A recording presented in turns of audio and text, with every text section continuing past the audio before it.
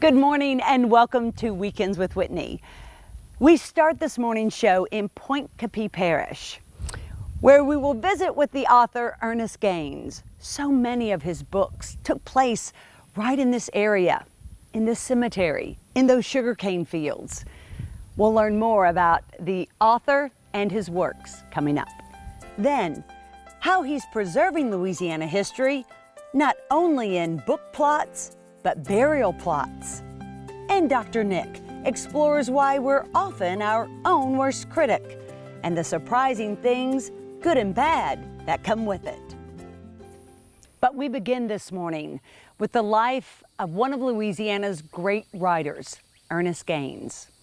He was born right here on this plantation, the son of a sharecropper, and this was the setting for many of his books.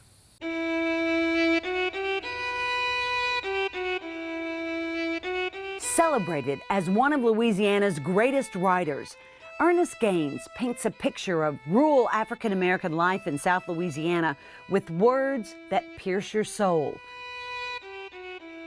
The sleet's coming down heavy now, and I turn up my coat collar to keep my neck warm. My mama tells me turn it right back down.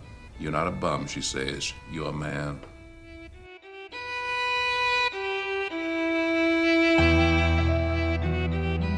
Five generations of his family lived on this plantation in Oscar, Louisiana.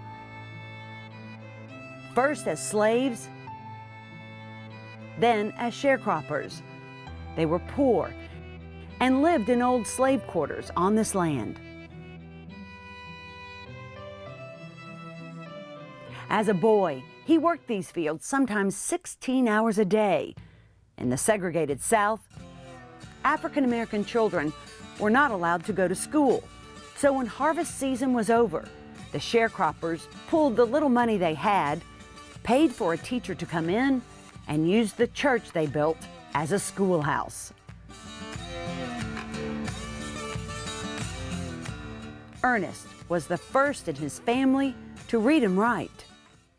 I suppose I must have tried preparing to be a writer from the beginning, from my early childhood, because I used to write letters for the old people. And many of these old people had never gone to school or couldn't read or write, you know. The oldest of 12 children, he was raised by his crippled Aunt Augustine.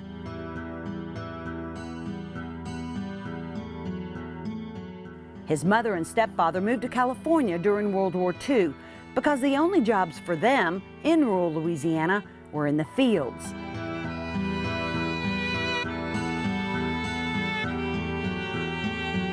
To rise above poverty, moving was their only option. They sent money to Aunt Augustine, whom they called Aunt Annie, to support the children. She did everything for us. She crawled over that floor all her life. Aunt Annie was his everything. She's been the greatest influence on my life as man as well as writer.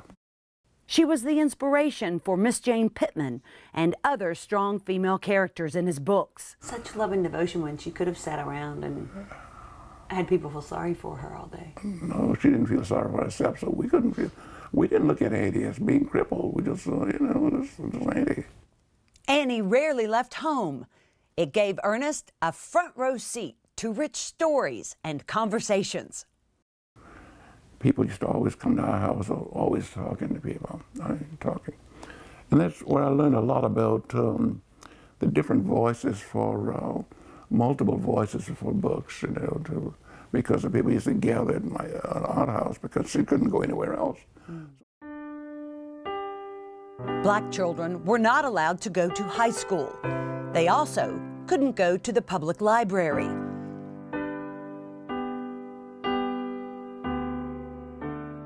So at 15, Ernest moved to California to be with his parents.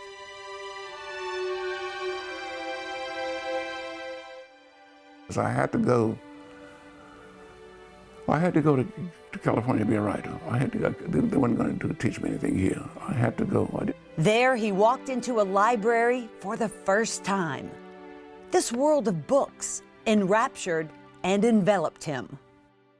from the time I was about 16, 17 years old. I knew the only thing in the world I wanted to do was to be a writer.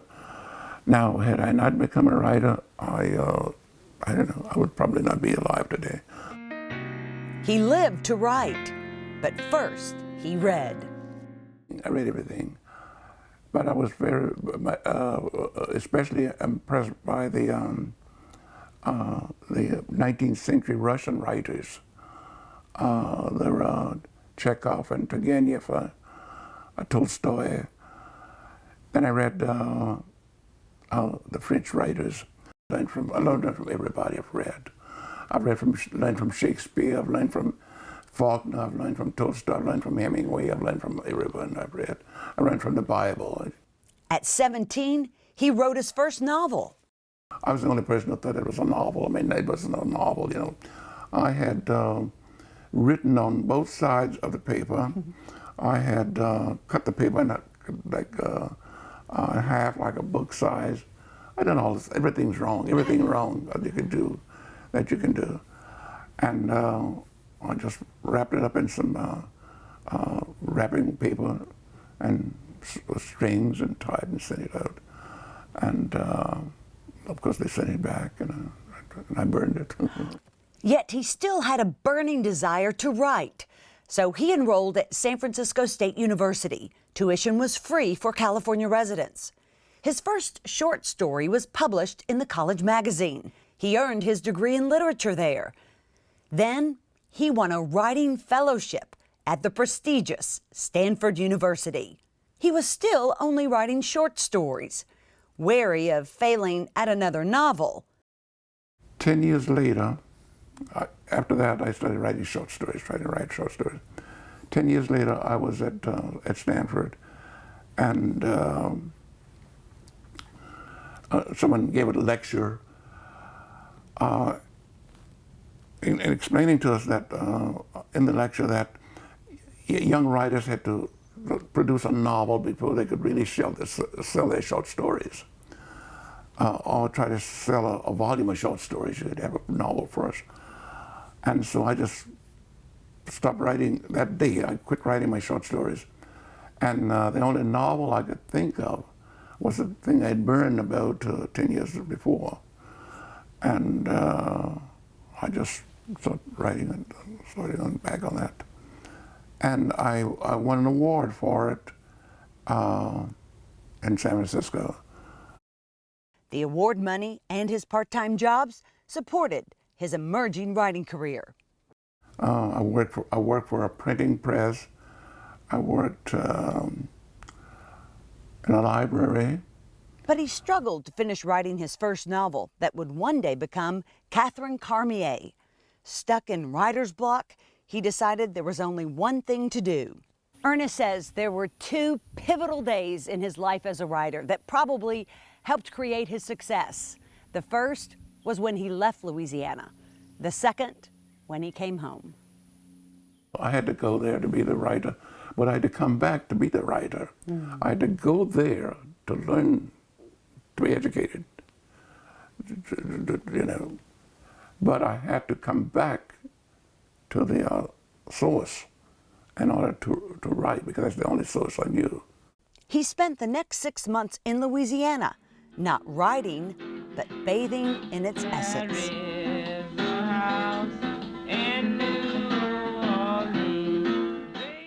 Oh, I traveled all over the place. I went to the churches and went to the Catholic Church, and I knew different girls, and I went to different little bars with my uncle.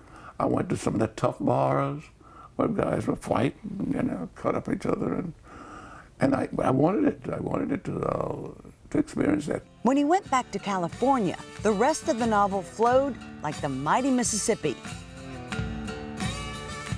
That pattern would continue. And I had to do that with all my books. I had to go and come back, write the books. I'd get all the material here, but I'd go back to San Francisco to write the books. It's ironic and intriguing. He'd have to go home to a place still stagnated by repressive Jim Crow laws to free his soul to write. I didn't want to come back to the South. I didn't want to come back here at all. but I couldn't get all everything I needed to put in that book, to make that book what it is today. Today, Catherine Cormier is 51 years old. Published in 1964, Ernest read it again just recently. I read that book less than a year ago, and I thought it was quite good at that time. And still to come, more with Ernest Gaines. How he's preserving our past, not only in book plots, but burial plots in this 150-year-old cemetery. Then Dr. Nick explores why we're often our own worst critic, as Weekends with Whitney continues. Go Roof is proud to serve the Baton Rouge and surrounding areas with our years of experience and quality service. We want more than just your roofing needs. Go Roof cares about the client and wants you to be our customer for life. Roof replacement, repair, vents, and more. Go Roof will get it done. We have excellent standing relationships with all the top insurance companies, so making your claim is fast and easy. A beautiful roof every shingle time at Go Roof. Call now for a free estimate. Buying or selling a home can be stressful and exhausting, unless you choose me. I'm Regina Roselle with KDK Realty. Don't just trust your largest asset to anyone. Go with success. I've sold hundreds of homes over the last 10 years, and I can get you top dollar for your home, as well as get you the best price on your new one. Email me at buywithregina@gmail.com. I'll do all the work. All you have to do is pack. Let's get moving together. Maggio, the only way to go. Maggio Buick GMC, your satisfaction's our specialty. We really deliver on Falls River, here in New Roads. Small town atmosphere, legendary service for over 60 years. Maggio, the only way to go. The only way to go, that's Maggio. So this morning, we head to sacred ground, a place where lives have been lost, lived, and buried since the days of slavery. Here in the middle of vast sugarcane fields lie the slaves, then sharecroppers, who worked this land for more than 150 years, often working themselves to death.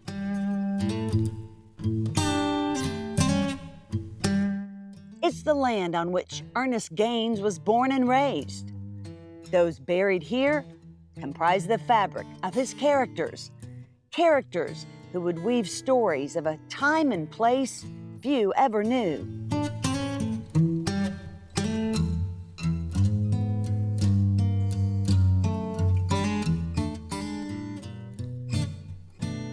So much history will forever be saved in the pages of a great Ernest Gaines book.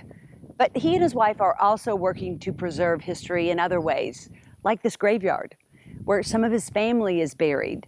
But not just family, it's a lot of the community, a lot of the people that used to live here along in the quarters. And he's also preserving the church he grew up in, which also served as the schoolhouse. This is all that's left of the quarters now.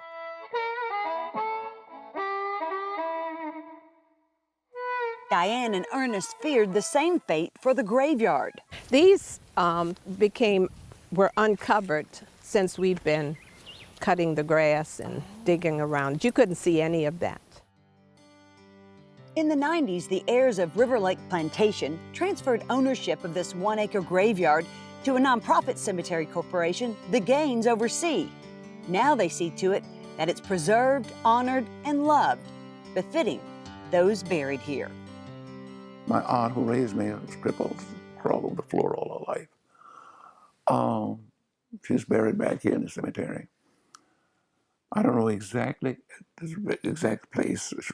I know it's within an area about from here to the room here. Well, that's where we are. But the exact place, no, I do not know. But it was she who raised me and my siblings, and so that kept my soul here, this place. He wants his body placed here too. That's where Ernest and I intend to be buried, somewhere over in that area. But how many others are buried here is a mystery.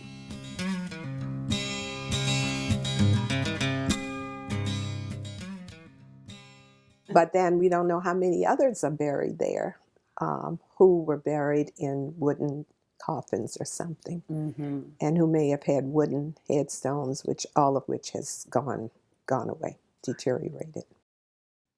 Historians agree slaves were commonly buried in pine boxes on their owner's plantation, but records were seldom kept. Slaves are almost always buried east to west, with their head to the west. One freed slave reportedly explained that the dead shouldn't have to turn around when the archangel blows his trumpet in the eastern sunrise on Judgment Day. The average life expectancy of a Southern slave from birth was just 21 or 22 years old, half that of whites. And there could be people buried here too, probably. Yes. It matters that it matters to us that when people live and then die, that they not just be tossed away, they not just be forgotten, plowed under. No. They also didn't want to see this church forgotten. Ernest's grandfather helped build it nearly 85 years ago. It was also used as the school here on the plantation. Ernest spent his first 6 years of school in this very room. It was referenced in many of his books. Through the years, it was vandalized, so when the Gaines bought 6 acres of the plantation's property, they wanted the church too. And the church was falling apart. We began to think that we needed to move it at the same time we were building the house because it just seemed to make sense. As a boy, Ernest rang this very bell for funerals.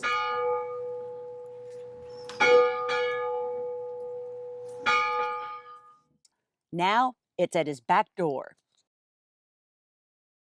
Whenever I'd go back there, I can just sit on one of the benches and think about those days as a little church member as well as a child in class. Life has come full circle. He owns property laws just 50 years ago wouldn't have allowed. He's written more books than his family ever owned growing up.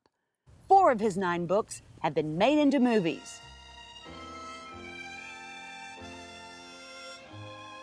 He's been awarded honors at the White House by 2 presidents, lauded by Oprah Winfrey, and declared a genius by the MacArthur Foundation.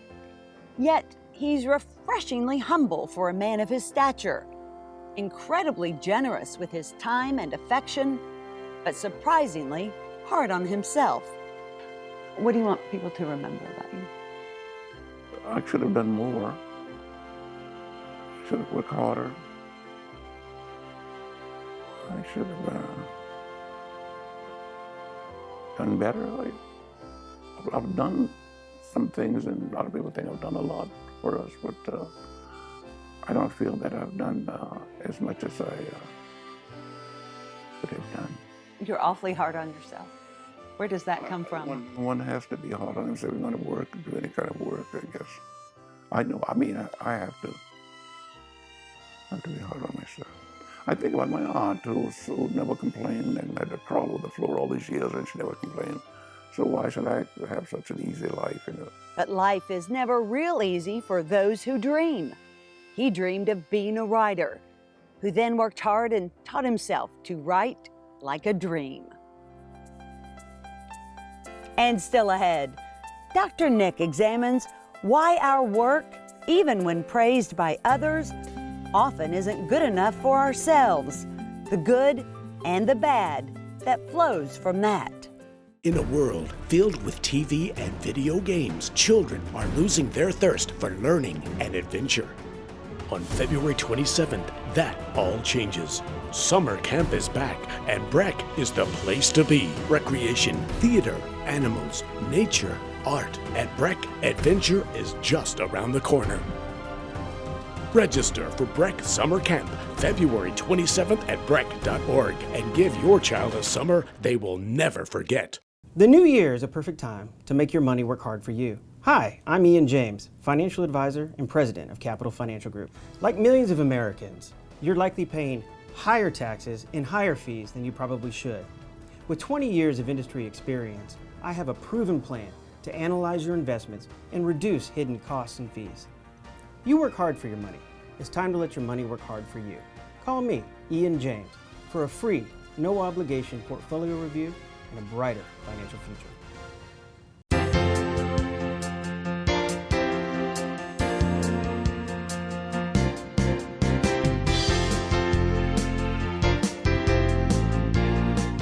Why are we our own worst critic? Why can we be so accomplished and yet beat ourselves up incessantly? Dr. Nick joins us this morning to answer that question. Good morning. Good to see you. Good morning, Whitney. You know what struck me is I was interviewing Ernest Gaines and I said, what do you want people to remember you by? And he just said all of his shortcomings. I should have written more. I should have worked harder. And I was struck by that. I'm like, you're one of Louisiana's greatest writers ever. I mean, he broke down a lot of the barriers between races with his pen, and yet he's not enough. Those who would accept the notion of original sin, that somehow there's a propensity in us to not be enough, to not feel like we've done enough, a propensity for us to say, I'm not done yet, or when is it done? And it's that drive. It's really almost like a divine problem. We want to be God instead of accepting our human limitations. Because there is no perfection in this world. There is no perfection in this world, and which is why in the Great Serenity Prayer we always ask for reasonable happiness in this world. Reasonable. And reasonable happiness is really we do the best we can given the circumstances. One of the things that struck me was that you notice he's in his 80s. Right. Okay, so he's answering the question from his 80s and from his accomplishments, okay? He's not really looking back and seeing what he was capable of doing when he was 20 or 15 or 10. Really, the circumstances are very different. Okay. The way I behave and choose to act today, I wasn't capable of that when I was 15, 20, 30. We grow. Our best changes. What really struck me was, I wish I had written better. I know. I mean, how much more brilliant can one be? And yet, Whitney, I do think that we have to respect his ability to critique himself constantly and ongoingly. Again, we talked about critique before. It's just that there was, and again, I want to be very careful. There seemed to be a sadness, which is why I think it was probably more grief, more grief. But I do want to say that, you know, what we'll ask questions very often.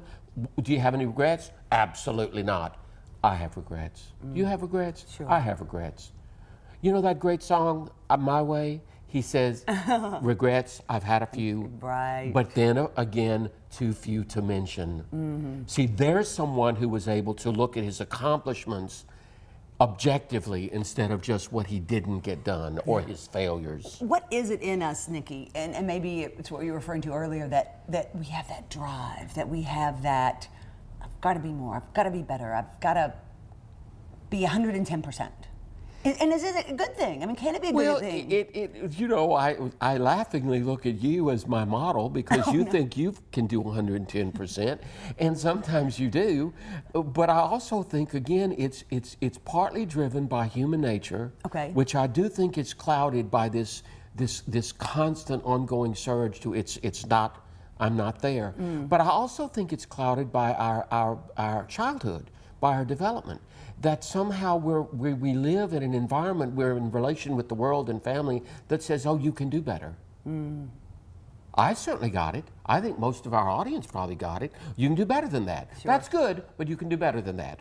Sure. Huh? It's enough, but is it really enough? Which is why I always say at the end of the day, I've done enough. Oh, good. I've done enough. And that was my next question. How can we be more gentle with ourselves? We basically say, I've done enough. Somebody gave a quote gave me a quote from mindfulness the other day that I just really, really liked very much.